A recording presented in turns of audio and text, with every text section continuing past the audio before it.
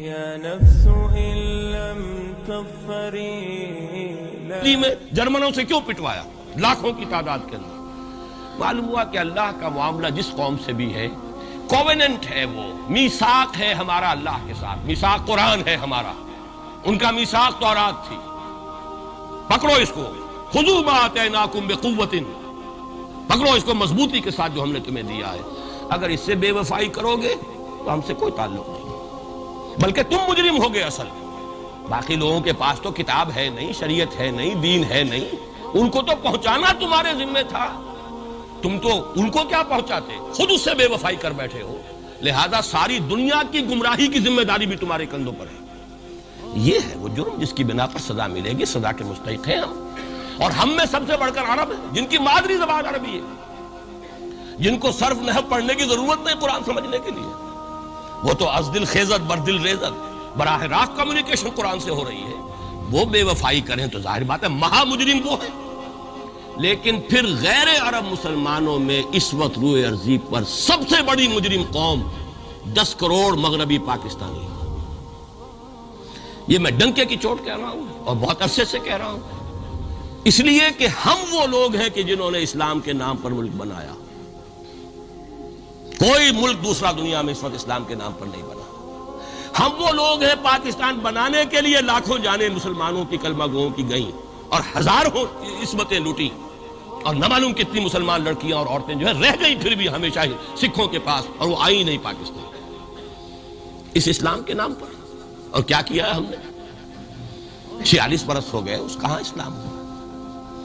لہذا اس سے بڑی مجرم قوم عربوں کے بعد ہم یہ کہہ سکتے ہیں ہمارا عام آدمی قرآن نہیں پڑھتا، قرآن جانتا نہیں، ٹھیک ہے، اپلی ہے کچھ نہ کچھ، اس اعتبار سے ان کے بعد نمبر ہمارا ہے، لیکن باقی پوری دنیا کے مسلمانوں سے بڑھ کر مجرم ہیں۔ اور ہم اصل میں نہ صرف یہ کہ خود اپنے حصے کے مجرم ہیں، بھارت کے مسلمانوں کا بھی سارا وبال ہماری گردن پر ہے۔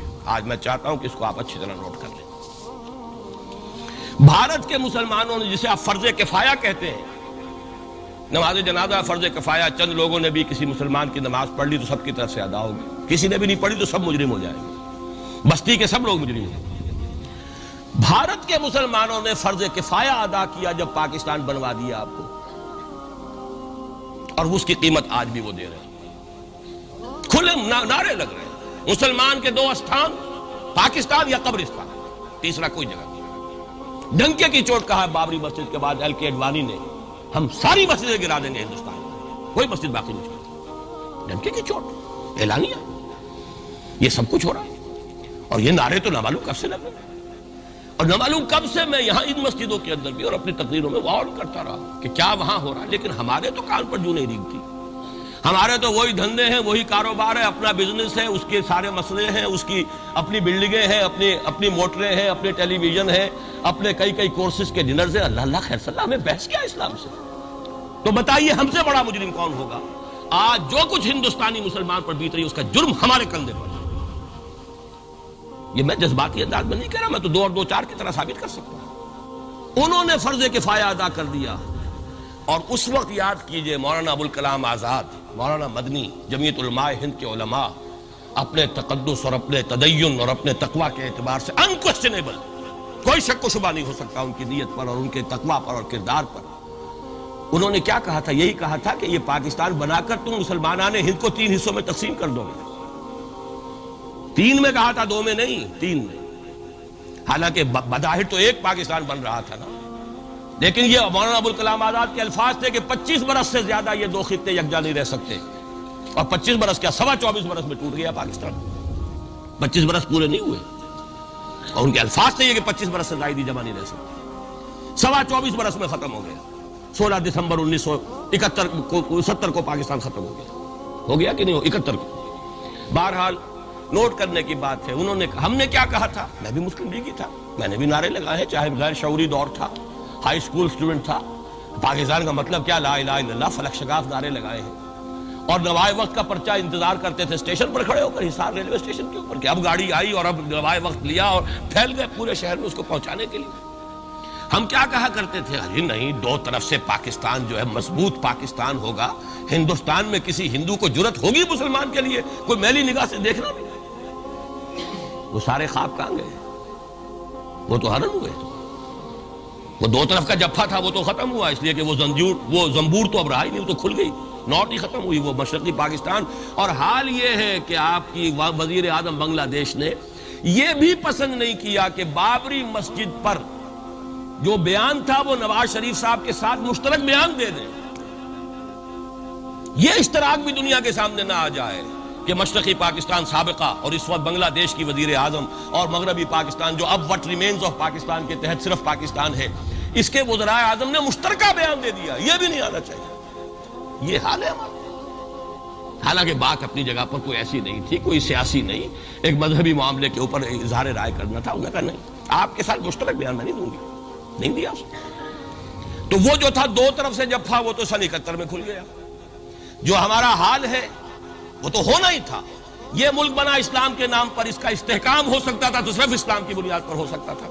اسلام سے غداری کی، لہذا یہاں تو اب قومیتیں ہیں، یہاں تو اب ایتھنک اور ریجنل اور نہ معلوم کس کس قسم کی اور لنگوسٹک جو ہے نیشنلٹیز ہیں، نیشنلزمز ہیں.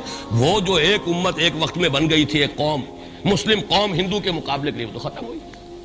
اور حال کیا ہو گیا ہے؟ اس سے پہلے بھی کبھی کبھی ہندو مسلم فسادات ہوتے تھے. کیا سندھ سے مسلمان نہیں پہنچ جاتا تھا وہاں ریلیف کے لیے؟ کیا پنجاب سے اور سرحد سے مسلمان نہیں جاتے تھے؟ بہار نہیں گئے تھے؟ کیا کانپور کی مسجد شہید ہوئی تھی 1915 میں تو پوری ہندوستان سے مسلمان نہیں پہنچ گئے؟ آپ کیا کر رہے ہیں؟ مندر گرا دیے. یہاں بڑی بہادری کا کام کیا، مندر گرا دیے. شرم سے ڈوب مرنے کا مقام ہے. یہاں بھی گویا کہ ہم اپنے عمل سے اسلام کی مخالفت کر رہے ہیں. اسلام تو اجازت نہیں دیتا. آپ کسی اور کے جرم کی سزا کسی اور شخص کو نہیں دے سکتے. ہمارے پاس تو یہ سیکریٹ ٹرسٹ ہیں. یہ لوگ ذمہ وہ اپنے آپ کو منواتے نہیں، لیکن ہمارے تصور سے، اسلام کے تصور سے ذمہ ہے. ان کی جان، مال، عزت، آبرو، ان کی عبادت گاہوں کی حفاظت کا ذمہ ہے ہمارا. ایک بڑی بہادری کی ہے. ذرا سوچئے تو صحیح کیا دنیا نے سوچا ہوگا. اور نتیجہ کیا نکلا؟ اگر کسی درجے میں بھی بابری مسجد کی شہادت پر کوئی دنیا میں کوئی رائے عامہ ہو سکتی تھی کوئی ہندوستان کے خلاف، ختم ہو گئی. جو انہوں نے کیا 10 گنا تم نے کر لیا. تم نے ایک مسجد گرائی ہے، تم نے اتنے 100 کہتے ہیں، پتہ نہیں مجھے تو معلوم نہیں 100 گرائے کتنے گرائے ہیں. بہرحال جتنے مندر تھے تم نے گرا دیے. فرق کیا ہے؟ ایک کردار ہے تمہارا، ایک ہی تمہارا اخلاق ہے، ایک ہی تمہارا معیار ہے. کوئی فرق ہی نہیں. بلکہ وہاں تو کم سے کم یہ تو رہا ہے دنیا کی آنکھوں میں دھول ڈالنے کے لیے کم سے کم یہ کہ فارن منسٹری جو ہے اس نے ریزائن کیا. ہم نے مان لیا جی ہم نہیں کر سکے، ہم مجبور ہیں. حالانکہ سب ان کی اجازت سے ہوا ہے، بلکہ ان کی ملی بھگت سے ہوا ہے. لیکن یہ کہ کلیان سنگھ نے فوراً استعفیٰ دے دیا، منسٹری ختم. پھر وہ بھارت کی مرکزی حکومت نے اور بھی پارٹیز کو بھی بین کر دیا. اور اس کے بعد یہ ہے کہ انہوں نے حکومتیں بھی 3 اور صوبوں کی توڑ دی. وہ تو سرخرو ہو گئے پوری دنیا کی جو رائے عامہ ہے. ہم اس کے سوا کیا کر سکتے ہیں؟ ہمارا ایک دستور ہے، دستور میں جو بھی صوبائی حکومت ہوتی ہے اس کی اجازت کے بغیر ہم فوج بھیج نہیں سکتے. وہاں پہ صوبائی حکومت تھی، اس نے ہمیں یقین دہانی کرائی تھی. سپریم کورٹ کو بھی یقین دہانی کرا دی تھی کہ مسجد کو کچھ نہیں ہوگا. تو ہم تو اس کے اوپر ڈیپینڈ کر رہے تھے. ہے سب جھوٹ، سب کو پتا تھا جو کچھ ہوگا. اندر خانے ملی بھگت تھی. لیکن یہ ہے کہ کم سے کم انہوں نے فیس سیونگ کے لیے ان کے پاس مواد موجود ہے. آپ کے پاس تو وہ بھی نہیں. آپ کے تو اخبارات نے لکھا ہے کہ کارپوریشنز کے ٹریکٹرز جو ہیں گئے ہیں گرانے کے لیے. اور وزراء جو ہیں، ایک وزیر کا نادر پرویز کا تو نام آیا ہے، اخبار میں خبر تھی، ہم نے بھی پڑھی تھی، فوٹو بھی دیکھا تھا کہ وہ خود ہاتھ میں پھاوڑا لے کر جو ہے وہ مندر گرانے کے لیے چلے. یہ جو صورتحال ہے جان لیجئے. اس وقت میں آپ کو بتانا چاہتا ہوں ہندوستان کے مسلمان پر تو جو قیامت بیت رہی ہے. میں نے اپنا ایک تاثر کچھ عرصے پہلے یہاں شد بیان کیا تھا، رہا ہے میرا تاثر. اور وہ ہے اصل میں وہ لاسٹ سپر جو ہے انجیل میں جس کا تذکرہ ہے حضرت مسیح علیہ السلام نے جو آخری کھانا رفع سماوی سے قبل کھایا ہے اس باغ میں جہاں روپوش تھے اپنے حواریین کے ساتھ. تو اس میں یہ الفاظ آئے ہیں، میں نہیں جانتا صحیح ہیں غلط ہیں، وہ ایک علیحدہ بات ہے کہ آپ نے وہ روٹی توڑی اور کہا کھاؤ، eat and this is my flesh, یہ میرا گوشت ہے، کھاؤ. اور اس کو کہتے ہیں وائن، کوئی مشروب ہوگا جو بھی ہوگا، ڈالا کہ پیو، drink and this is my blood. میرا احساس ہمیشہ یہ رہا ہے. اس کے بعد کچھ ماند پڑ گیا جب یہاں مسلمان نے یہاں مارا ہے اور کچلا ہے اور زندہ آگ میں جلایا، پھر بات ختم ہو گئی. میرے دل کے اوپر سے وہ احساس ختم ہو گئے. وہاں ہندو کے ہاتھوں جب مسلمان کے ساتھ یہ کچھ ہوتا تھا تو پھر جب میں کھانا کھاتا تھا محسوس کرتا تھا کہ میں ہندوستانی مسلمان کا گوشت کھا رہا ہوں اور ہندوستانی مسلمان کا خون پی رہا ہوں. یہ ہمیں عیش جو یہاں حاصل ہے، جو آرام حاصل ہے، جو ہمیں یہاں پر سہولتیں حاصل ہیں، جو معاشی اس کی کاسٹ پر ہے۔ اس نے آپ کو یہ ملک لے کر دیا اور آج تک اس کی قیمت ادا کر رہا ہے، اور ہم جو ہے عیش کر رہے ہیں، گل چھرے اڑا رہے ہیں۔ یہاں جس کے پاس 2 پیسے ہو گئے برقع اتار کے اس نے پھینک دیا، یہ معلوم ہوتا ہے کہ یہ تو مفلسی کو چھپانے کا ذریعہ تھا۔ 4 پیسے ہوں، اچھے کپڑے پہنے ہوئے ہوں، میک اپ صحیح کیا ہوا ہو، تو پھر برقعے کی کیا ضرورت ہے؟ اور میں نے شاید سنا ہے آپ کو، مجھ سے تو چند لڑکیوں نے یہ الفاظ کہے باقاعدہ۔ میں جب پریکٹس کرتا تھا لاہور میں کرشن نگر میں، تو ایک گھرانے کی، اور مجھے معلوم ہوا کہ ان کے والد انتہائی نیک تہجد گزار، کئی لڑکیاں تھیں بہنیں، ایک ہی تقریباً عمر 200 سے 1.5 سال کی۔ کبھی وہ آتی تھی کلینک میں میرے تو برقعے سمیت، کبھی آ رہے ہیں تو بغیر برقعے کے۔ میں نے پوچھا یہ کیا تماشا ہے آپ لوگوں کا، کبھی بغیر برقعے کے، کبھی برقعے سمیت۔ صاف جواب دیا، میں ان کے الفاظ کوٹ اینڈ کوٹ میں ان کے الفاظ کوٹ کر رہا ہوں، ڈاکٹر صاحب جب ہمیں کوئی میک اپ کرنے کا، کپڑے بدلنے کا موقع نہیں ملتا تو ہم برقع پہن لیتے ہیں، اور جب ہمیں موقع ملتا پھر ہم برقع کائے کو پہنتے۔ تو گویا کہ اس کو چھپانے کا ذریعہ برقع ہے کہ کپڑے میلے ہیں، میک اپ نہیں کیا تو لہذا برقع پہن لیا۔ یہ ہے حال پاکستان میں اسلام کا جو ہم نے بنایا ہے۔ تو میں جو کچھ دیکھ رہا ہوں وہ یہ ہے کہ ہندوستان میں تو قیامت، اب وہاں جو آفیشل فگرز ہیں 1000 1200 کتنے ہیں، لیکن کم سے کم 10,000 آدمی، اور اب یہ چین ہے فسادات کی۔ کل کے اخبار میں احمد آباد کی تھی، کبھی کہیں ہے کبھی کہیں ہے، اور واقعہ یہ ہے کہ تبصرے یہ ہو رہے ہیں کہ ہندو فنڈامنٹلزم از آن دی رائز۔ یہ جو کچھ ہوا ہے، جتنا بھی اس کے اندر ان کو گرایا گیا ہے، ان کی حکومتیں گرائی گئی ہیں، اس سے انہیں تقویت حاصل ہو رہی ہے۔ They are getting stronger and stronger. Congress کے لیے اب اپنی جو ہے جان بچانی مشکل ہے، اور اس وقت سب سے بڑا ان کے لیے جو ہو گیا وہ یہ ہے کہ وہ کمیونسٹوں کی سپورٹ کے بغیر چل نہیں سکتے، اور کمیونسٹ جو ہے وہ ان کی جو اس وقت وہ امریکہ کے زیر اثر جو اپنی اکنامک پالیسیز چینج کر رہے ہیں اس کا ساتھ دینے کو تیار نہیں، تو یہ ڈائلیما ہے۔ جبکہ ادھر جو ہے وہ بالکل جو ہندو ذہن ہے وہاں کا ریوائولسٹ ذہن وہ پوری طریقے سے پائے۔ تو اب اس وقت میں اس کے حوالے سے عرض کر رہا ہوں کہ ہندوستان اور پھر پاکستان کو علیحدہ نہ سمجھیے، اس لیے کہ ہندوستان کو اگر انہوں نے مسلمانوں سے یا اسلام سے خالی کرا لیا تو پھر ان کے بعد ان کا ٹارگٹ جو ہے پاکستان تو ہے ہی ہے، ہم تو ان کے ٹارگٹ نمبر 1 ہے۔ ذہناً انہوں نے کبھی پاکستان کو تسلیم نہیں کیا، اور ہمارا اب ساتھی ہے کون؟ اللہ پر تو نہ یقین نہ اس سے ہمارا تعلق، جو معاملہ نہ دارت سخن آشنا نہ باشد۔ اللہ سے تعلق کیا ہے ہمارا؟ اللہ سے کون سی دوستی ہے؟ اللہ کیوں ساتھ ہے ہمارا؟ ہم تو مجرم ہیں نمبر 1 اس کے، اور باقی دنیا میں جن پر سہارا تھا، جن پہ تکیہ تھا، وہی پتے ہوا دینے لگے۔ وہ تو بالکل امریکہ کی پالیسی معلوم ہوتی ہے کہ ہمیں تو ہاتھ پاؤں باندھ کر جیسے ہندو کے سامنے ڈال دیا جائے۔ کبھی وہ ٹیررسٹ اسٹیٹ قرار دینے کی دھمکی آ جاتی ہے، فیلرز کی شکل میں آ جاتی ہے۔ یہ فیلرز دیے جاتے ہیں اس لیے تاکہ بات پہنچ جائے۔ اگر صرف بات اس طریقے سے انڈائریکٹلی پہنچنے سے مطلوبہ مقصد حاصل ہو جائے تو خام خواہ براہ راست کہنے کی ضرورت کیا ہے؟ مطلب تو حاصل ہو۔ سب نے سجدہ سہو کیا ہوا ہے، ہمارے ہاں ہر ادارہ سجدہ سہو کر چکا امریکہ کے سامنے، ٹوٹل سرنڈر۔ اور یہ بات جو قاضی حسین احمد صاحب کہہ رہے ہیں 100% درست کہہ رہے ہیں، 100% درست کہہ رہے ہیں۔ ٹوٹل سرنڈر، چاہے وہ بے نظیر ہو، چاہے وہ نواز شریف ہو، اور چاہے وہ کوئی اور ادارہ ہو آپ کا جو یہاں پہ قوت کا اصل سرچشمہ ہے اور منبع ہے، سب کے سب 100% جو ہے اس کے سامنے سجدہ کر چکے ہیں۔ یہی وجہ ہے کہ وہ بے نظیر کا ساتھ نہیں دے رہے۔ بے نظیر کا ساتھ کائے کو دے؟ اگر نواز شریف ان سے بڑھ کر، ہم بھی ہیں دربار کے، اگر یہ کہنے کے لیے وہ ان سے بڑھ کر تیار ہو تو اسے کیا ضرورت پڑی ہے؟ اس کی کون سی کوئی رشتہ داری ہے بے نظیر کے ساتھ یا کسی اور کے ساتھ؟ ہاں اگر نواز شریف کہیں کسی جگہ پر بھی کوئی اپنے پاؤں کو گھسیٹتا، ڈریگ کرتا ہے اپنے فیٹ کو، کہیں کوئی رکاوٹ ڈالتا، پھر ٹھیک ہے، پھر اس کو آلٹرنیٹ لانے کے لیے تو کوئی ہے نہ کوئی سوال۔ لیکن جب وہ ان سے بڑھ کر نیاز مند ہو، ان سے زیادہ بڑھ کر سجدہ کرنے کو تیار ہو، ان سے بڑھ کر کہیں ہم شریعت کورٹ ہی کو اٹھا کے پھینک دیں گے اگر سود کا معاملہ جو ہے شریعت کورٹ کے حوالے سے ہمارے لیے مصیبت بنا، سود تو دیں گے، چلے گا، لائیے خدا کے لیے لائیے، پیسہ لے کے آئیے، ہمارے ملک میں آئیے، پیسہ لگائیے۔ اور یہ سود وود کا یہ کوئی مولوی لوگ ہیں پاگل جو کہتے ہیں کہ یہ کوئی حرام ہے، اور کوئی پاگل ہمارے شاید وہ کورٹ والے بیٹھے ہوئے تھے جنہوں نے اسے کہہ دیا کہ بینک انٹرسٹ بھی جو ہے ربا ہے۔ باقی آپ ہم سے کوئی ڈر نہ رکھیے، میرے اسلام کو اب قصہ ماضی سمجھو، ہنس کے وہ مس بولی کہ پھر مجھ کو بھی راضی سمجھو۔ سیدھی بات ہے، جھگڑا تو اسلام سے تمہارے سے تو نہیں، نہ بے نظیر سے جھگڑا ہے اور نہ نواز شریف سے جھگڑا ہے، جھگڑا اسلام سے۔ اس حوالے سے بہت برا وقت آ رہا ہے، اور اس میں ایک پہلو میں اور چاہتا ہوں کہ آپ حضرات کے سامنے بیان کر دوں۔ پوری دنیا میں تو فنڈامنٹلسٹ مشہور ہو گیا مسلمان، پوری دنیا کا ذرائع ابلاغ لگے ہوئے ہیں۔ اصل فنڈامنٹلزم جو ہے بلکہ دو باتیں عرض کر دوں.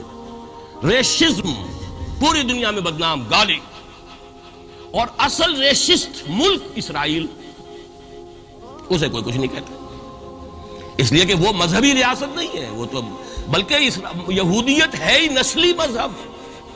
ساؤتھ افریقہ کیا ہوگا کوئی نسل پرست قوم یا نسل پرست ملک؟ وہ تو کچھ بھی نہیں تھا.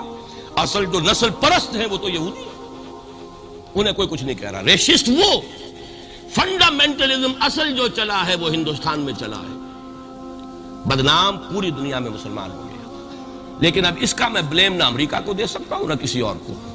یہ تو اے باد سبا ہی ہم آوردہ توست، یہ ہمارا اپنا کیا دھرا ہے. میں آپ کو ایک حوالے سے بتا دینا چاہتا ہوں. ہمارے ہاں علامہ مشرقی اٹھے، چپ راس چپ چپ راس چپ اور بیل چاپ پورے ہندوستان کو دہلا دیا. دہل گئی زمین ہندوستان کی، راس کماری سے لے کے ذرا خیبر تک. اور بڑے بڑے نوٹیبلز، یہ تحریک اتنی عظیم تھی، اتنی آرگنائز تھی. آپ کو معلوم ہے یہ تالپور برادران جو ہے، دونوں بھائی جو تھے، یہ خاکسار تھے. بڑے بڑے لوگ سندھ میں، فرنٹیئر میں، پنجاب میں، ہر جگہ پر. اور ایسی زبردست آرگنائزیشن، بالکل ملٹری والی، ان کے سارے قواعد ملٹری کے. لیکن ہوا کیا؟ آر ایس ایس 1925 میں قائم ہوئی ہے، اسی کے رد عمل میں. ہندو سویا ہوا تھا، انہوں نے دیکھا یہ مسئلہ اٹھ گیا ہے، اتنا زبردست اٹھ گیا ہے، اس زور شور کے ساتھ اٹھ گیا ہے، اس کی چپراس جو ہے وہ زمین جو ہے لرز رہی ہے، اس سے تو اٹھنا پڑے گا نا. لہذا باقاعدہ جو آر ایس ایس 1925 میں قائم ہوئی ہے اسی کے رد عمل میں، اور اس مقصد کے ساتھ، ڈکلیئرڈ مقصد، ہندوؤں کو متحد کیا جائے تاکہ وہ بھرپور طریقے سے مسلمانوں کا مقابلہ کر سکیں. ہندو واد آن دی ڈیفینسو. لیکن 1925 سے لے کر آج تک کتنے سال ہو گئے؟ 67. 67 برس تک ایک جماعت کا حوصلہ دیکھیے، اس کا ظرف دیکھیے، آج تک سیاست میں حصہ نہیں. پاور پالیٹکس سے کوئی تعلق. 67 لانگ ایئرس. اتنی فالوئنگ ہے کہ ویسٹ میں تو اتنی موٹی موٹی کتابیں چھپی ہیں. شکاگو یونیورسٹی سے اتنی موٹی کتاب تھی، برادرہڈ ان سیفرن، آر ایس ایس کے اوپر ڈاکومنٹ. 25 لاکھ ان کا اس وقت کارڈر موجود ہے جو کہ ان کا ٹرینڈ ہے والنٹیئر. لیکن وہ جماعت الیکشن میں نہیں آئی.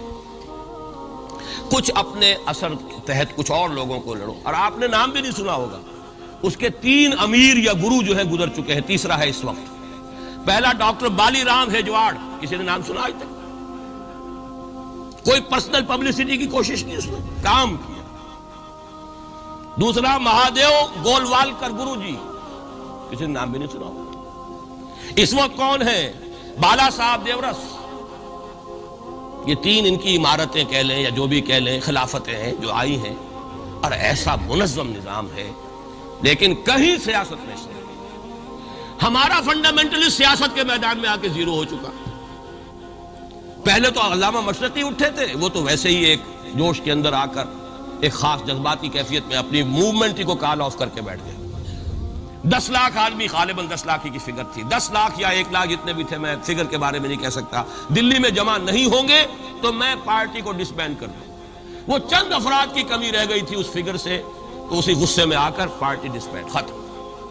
اب وہ خاکسار ہمارے ہاں تو رہ گئے، کبھی کسی خاص سیریمنی کے موقع پر کچھ سلامی دینے کے لیے چپراس کرتے آ جاتے ہیں بیچارے. وہ ان کے تو کوئی نام و نشان بس اس معنی میں ہے کہیں. اللہ اللہ خیر. اصل فنڈامنٹلسٹ آرگنائزیشن جماعت اسلامی ابھری، لیکن اس نے پاکستان میں آتی پاور پالیٹکس کے اس کے اندر اپنے آپ کو دفن کر کے زیرو کر دیا. وہاں یہ معاملہ چل رہا ہے. یہ ہے اصل میں جو فرق آپ کو سمجھنا چاہیے. یہ 1925، یہ جو دوسری جماعتیں ہیں، وی ایچ پی ہے، وشوا ہندو پریشد، یہ اس کی ایک ذیلی تنظیم ہے، جیسے جماعت اسلامی کی ذیلی تنظیمیں ہیں اسی طرح کی ذیلی تنظیم ہے. آر ایس ایس خود کبھی نہیں آئی پالیٹکس میں، اور 2 مرتبہ تاریخ میں اس کو بین کیا جا چکا ہے ہندوستان میں. چونکہ آر ایس ایس کا آدمی تھا جس نے گاندھی کو اسیسینیٹ کیا تھا 1948 میں. دی پارٹی واز بینڈ. اس کے بعد جب اندرا گاندھی کا دور آیا ہے وہ ایمرجنسی کا، اس میں بھی پارٹیز اس نے بین کی تھی، آر ایس ایس بھی بین ہوئی ہے، لیکن ہر مرتبہ پہلے سے زیادہ ابھر کر آئی ہے. اور آج یہ سب کے سب وی ایچ پی والے، بی جے پی والے، یہ سب در حقیقت آر ایس ایس کے آدمی. اور یہ ان کا ڈکلیئرڈ ایم اب بن چکا ہے، اور حالات جو ہیں ہم اس سزا کے بالکل مستحق ہو چکے ہیں۔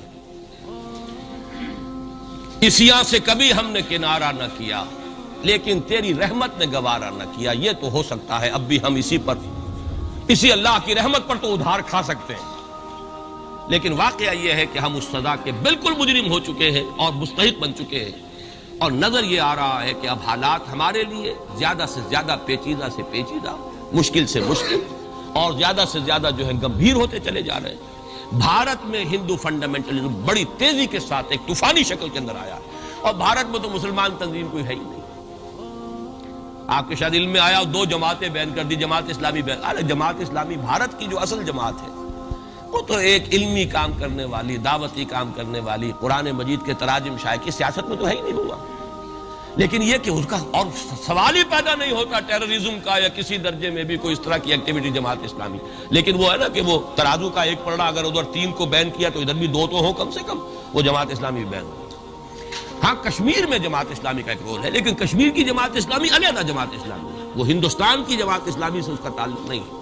جیسے پاکستان کی جماعت اسلامی، مشرقی پاکستان یا بنگلہ دیش کی جماعت اسلامی، ہندوستان کی جماعت اسلامی اور کشمیر کی جماعت، یہ 4 علیحدہ ہیں بالکل، ان کا آپس میں تنظیمی رابطہ کوئی نہیں۔ کشمیر کی جماعت اسلامی یقیناً ہے، اور یہ سمجھتا ہوں میں، اور یہ صحیح بات ہے، بعض تبصرہ نگاروں نے لکھی بھی ہے کہ اصل میں اس وار سے انہوں نے کشمیر کے مسئلے میں جب یہ بین کیا ہے وہاں کی 3 ہندو جماعتوں کو، تو اس کے ساتھ ہی 2 مسلمانوں کو ایک لپیٹ میں لے کر پارٹیز کو، تو کشمیر میں جو جماعت اسلامی چونکہ ابھی تک وہ بینڈ نہیں تھی، اور جماعت اسلامی کا آرگنائزیشنل جو ہے بیکنگ مل رہی تھی حزب المجاہدین کو، جو وہاں پر جو بھی اس وقت جو جد و جہد کر رہی ہے، لہذا اس کو کمزور کرنے کے لیے کیا ہے۔ لیکن یہ کہ ہندوستان میں کوئی مسلمانوں کی لیڈرشپ ہے ہی نہیں، سارے قائدین تو پاکستان بنا کے پاکستان آ گئے تھے، رہ تو گئے تھے وہاں پہ وہی جمیعت علماء ہند کے لوگ، اس وقت بھی سنبھالا ہے تو انہوں نے سنبھالا، مولانا حفظ الرحمان سیوہاروی نے سنبھالا ہے، مولانا ابوالکلام آزاد نے کچھ سنبھالا دیا جتنا بھی دے سکے ہیں، باقی مسلم لیگی تو سبھی آ گئے تھے، وہاں سے رہ کون گیا تھا؟ لے دے کر مدراس میں کوئی 1-2 اور کیرالہ کے اندر، کیرالہ میں البتہ یہ کہ راشٹریہ سیوک سنگھ کے مقابلے میں مسلم سیوک سنگھ قائم کیا گیا، اور وہ کام بہت اچھا کر رہے تھے، لیکن